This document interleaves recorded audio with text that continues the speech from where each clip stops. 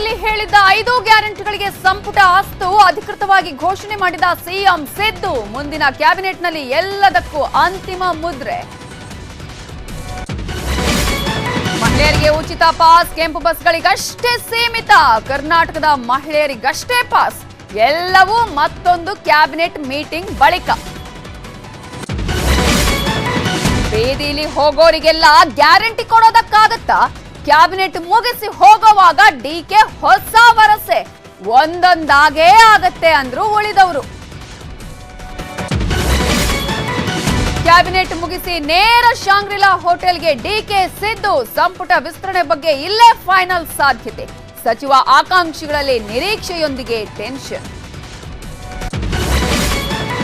ಸೋಮವಾರದಿಂದ 3 ದಿನ ಅಧಿವೇಶನ, ಹಂಗಾಮಿ ಸ್ಪೀಕರ್ ಆಗಿ ದೇಶಪಾಂಡೆ, ಶಾಸಕರ ಪ್ರಮಾಣ, ಹೊಸ ಸ್ಪೀಕರ್ ಅಂದೇ ಆಯ್ಕೆ.